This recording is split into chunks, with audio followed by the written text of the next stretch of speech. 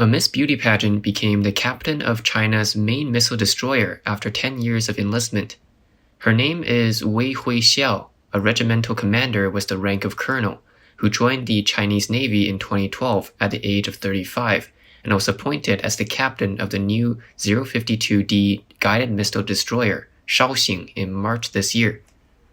Her life has been so successful that even famous CCTV host Benny Sa exclaimed, "Her experience is so amazing that no TV drama would dare to write a story like this." Wei Huixiao was born in 1977 in Baise, Guangxi, and graduated from Nanjing University in 2000 with a bachelor's degree in meteorology. After graduation, she joined Huawei, a high-tech company with military backgrounds, and became a senior vice president secretary with an annual salary of 1 million RMB, or around $150,000. In 2004, she participated in the Miss Universe pageant and was selected as one of the top 10 in China. In the same year, Wei also enrolled in a master's degree program in earth science at Sun Yat-sen University. With a busy schedule, she spent a lot of time in Tibet, Sichuan, Beijing, and other places to participate in social activities, such as volunteering to teach in rural areas. In 2012, on the eve of her doctoral graduation, she was already a popular figure at Sun Yat-sen University. She was even on the cover of China Graduate magazine and Guangdong Talent magazine, and was called the best smiling cover girl by her classmates. She has also been successful academically. According to official media reports, in late October 2010, Wei sent a thick letter of self-recommendation to the head of the Navy, expressing her desire to become an active duty soldier. 3 days after she sent the letter, she received a phone call from the Navy authorities, who were ready to hire her. Half a month later, the Navy sent someone to visit the school. For an ordinary person, this is almost impossible. In February of 2012, Miss Wei graduated with a doctorate degree and was assigned in March to serve on the Liaoning ship, China's first aircraft carrier. In August 2012, she studied in Dalian Naval Academy and later obtained her bachelor's degree in military science, specializing in nautical command and naval tactical command. In October 2012, Wei Huixiao was promoted to the position of Deputy Chief of Navigation on the Liaoning ship, becoming the first female deputy departmental officer on the Liaoning ship. At the same time, she was still studying at the Naval Academy. Lu Miaotao, a student at Dalian Naval Academy, said, "Wei Huixiao was wearing the rank of lieutenant commander, but she only has 1 row of service badges." Since then, Wei has been promoted rapidly. In April 2015, Wei was transferred to the Changchun guided missile destroyer as an inter-deputy captain. And in March 2016, she was promoted to deputy captain. In September 2017, she was promoted to the trainee captain of the guided missile destroyer Zhengzhou. In March 2022, she was again promoted to captain of Shaoxing, a new 052D type guided missile destroyer. Shaoxing is one of the main guided missile ships of the Chinese Navy, with a full load displacement of 7,650 tons. And a total cost of about 3.5 billion RMB, or about $525 million. The ship was launched in 2019 and started service in February this year. It has a crew of about 280 and belongs to the Eastern Theater Command Navy. Wei Huixiao's promotion in the military is unimaginably fast.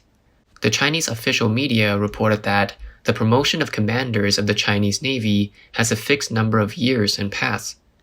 After graduating from military schools, it takes at least 15 to 20 years to become the captain of a frigate or destroyer, but Wei Huixiao only took 9 years. Su Ziyun, director of the Taiwan National Defense Security Research Institute, said, "Generally, the captain of a frigate usually has more than 20 years of experience, but Wei Huixiao's 10 years of experience is very, very unconventional. He believes that Wei Huixiao's qualifications are seriously inadequate and that the appointment by the Chinese Navy is purely for an internal propaganda effect." A popular netizen comment states, "It's just a joke, like a game. Can an amateur carry the lives of all the officers and men on board?" Becoming the captain in 9 years will chill the hearts of the soldiers. This beauty queen commanding the war will kill the entire fleet and may cause the country to be destroyed. Some Taiwanese netizens said, "I am relieved to see that the mainland is but at this level." Over the years, the Chinese Communist Party has been developing its navy and now has more than 500 ships and submarines, which is 200 more than the US Navy and is the largest in the world. The total displacement of the Chinese naval fleet is over 2.3 million tons, ranking second in the world, lower than the US Navy and more than twice as large as the Russian Navy, which ranks third. One of the main goals of the Chinese Communist Party's Blue Water Navy is to capture Taiwan and break the first island chain. Recently, the war tension in the Taiwan Strait has become stronger. On May 30th, U.S. Senator Tammy Duckworth led a delegation to Taiwan. The Ministry of Defense of Taiwan had a news release stating that, on that day, 30 CCP military aircrafts had intruded Taiwan's Southwest Air Defense Identification Zone.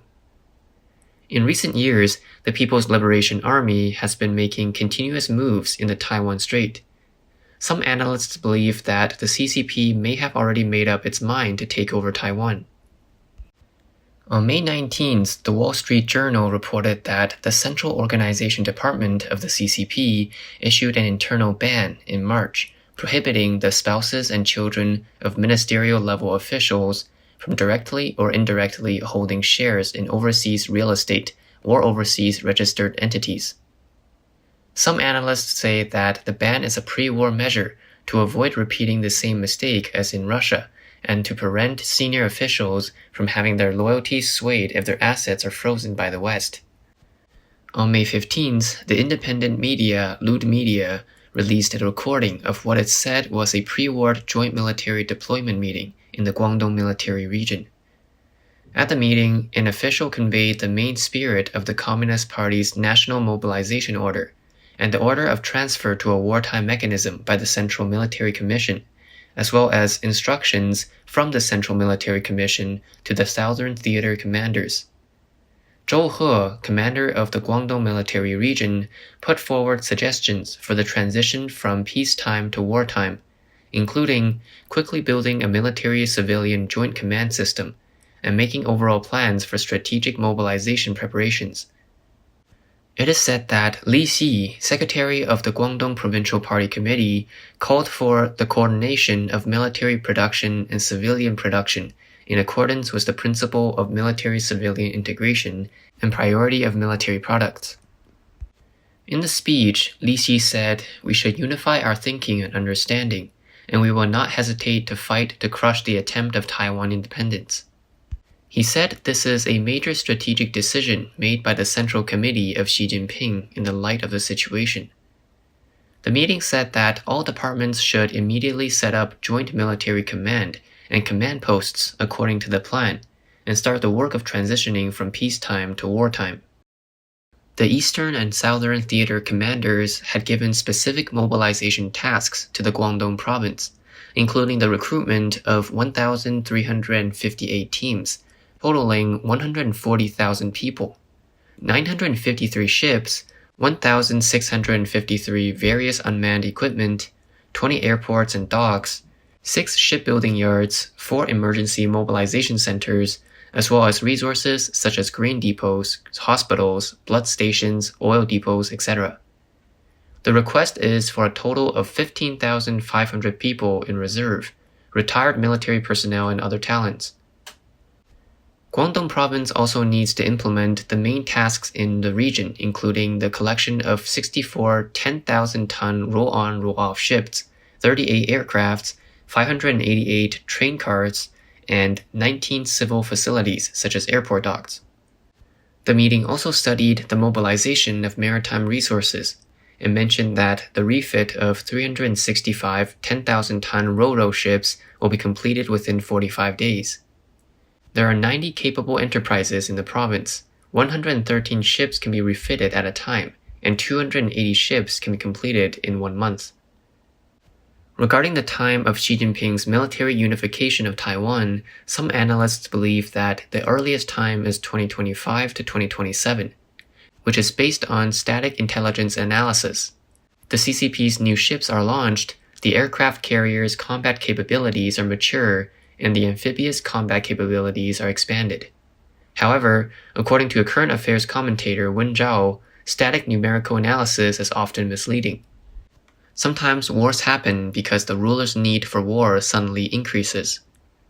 The current dynamic COVID-0 policy insisted on by the CCP has led to a severe blow to the economy and widespread public discontent. The disagreement within the top echelons of the Communist Party has intensified the internal struggle. Xi Jinping is under unprecedented pressure from within the CCP. Wen Zhao's analysis suggests that Xi's attack on Taiwan is more urgent than the risk of static data analysis. It also has to do with when Xi Jinping realized that zeroing out is really unsustainable. No scientist in the world thinks that the COVID virus will disappear from society. It keeps popping up. The people will wonder, why should a useless lockdown continue? In order to not admit defeat, Xi Jinping needs an excuse to keep tensions under control, and war would be a good option. Some Chinese think tanks have recently said that the territory is permanent, the economic pressure are temporary. So the war is worth it to encourage Xi Jinping's determination to attack Taiwan. Of course, for democratic countries, if there is a major military operation, the information is usually made public. But how the dictator makes decisions, the information is not open and transparent, and there is also great uncertainty. For example, when people speculated that Putin would not order an attack on Ukraine, he did it anyways. At a time when the possibility of war is rapidly increasing, the actual combat effectiveness of the communist military becomes a matter of concern. Of all the factors that determine the combat effectiveness of an army, the commander is a crucial one. We have a detailed analysis of the situation of the generals of the PLA in a previous video. In 98 Chinese generals were punished within 8 years, we summarized 3 ways that CCP officers are promoted, one of which is through family background. While the official media is making a lot of noise about how outstanding Wei Huixiao is and how she has achieved success after success in her life with her capabilities, many netizens are beginning to question what her family background is. The official media have contradictory reports, some claiming that Wei was born in an ordinary family that is not rich, some claiming that her father is a deputy director, and some claiming that both her parents are dead. However, there are rumors on the internet that Wei's grandfather was a Chinese communist general, Wei Guoqing. It's hard to tell if this information is true or not, but it's certain that Wei Huixiao is definitely not from a low status. In the Chinese Communist military and at all levels of government, from central to local, family succession is quite common. General Zhang Youxia, vice chairman of the CCP military committee, joined the army at the age of 18 after graduating from high school, became a soldier, and rose rapidly through the ranks because his father was a communist general named Zhang Zhongxun. Mao Xingyu, one of the youngest generals in the People's Liberation Army, is the grandson of former Communist Party leader Mao Zedong.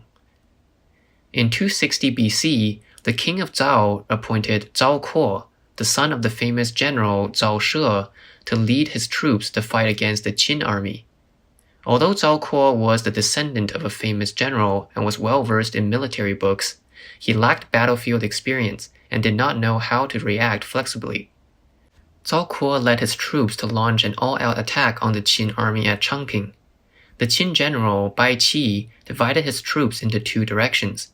One feigned defeat to draw Zhao's army around the Qin fortress, and the other cut off Zhao's rear and encircled it, so that Zhao's army was trapped in Changping with its food routes cut off.